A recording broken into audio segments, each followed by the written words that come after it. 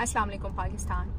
आज supreme court of Pakistan में इस मुल्क की सबसे बड़ी और इम्पोर्टेंट समाअत थी, जिसमें ये पोर्ट्रे करने की कोशिश की जा रही थी कि जैसे पाकिस्तान तहरीक इंसाफ इलेक्शंस में हर्डल्स क्रिएट करना चाहती है।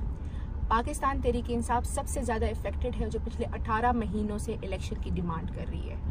हम इलेक्शन ना एक दिन आगे लेके जाना चाहते हैं ना एक दिन पीछे। 8 फरवरी को हम इलेक्शन चाहते हैं, लेकिन हम चाहते थे कि जो सबसे इम्पॉर्टेंट इलेक्शन है वो मुल्क की जो आला अदलिया है उसकी मातहत अदलिया के तहत हो और उनको DROs मुकर्रर किया जाए। जिस तरीके से इस मुल्क की हिस्ट्री है कि 1988 से आज तक तमाम इलेक्शंस में इस मुल्क की अदलिया DROs बनाई गई है।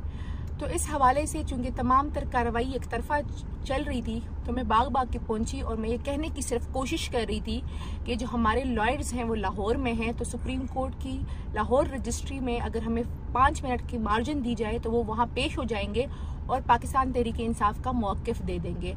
और इस तरीके से पाकिस्तान तहरीक इंसाफ पे इल्ज़ामात नहीं लगाने चाहिए। लेकिन खुशाइंदा है कि 8 फरवरी को इलेक्शन की डेट सुप्रीम कोर्ट ने एक मरतबा फिर उस पर मुहर लगा दी है और आज 12 बजे तक इलेक्शन शेड्यूल जारी करने का कहा गया है। तो इंशाल्लाह 8 फरवरी को पूरा पाकिस्तान निकलेगा और एक वाज़ेह पैगाम देगा कि पाकिस्तान इमरान खान का है। बहुत शुक्रिया।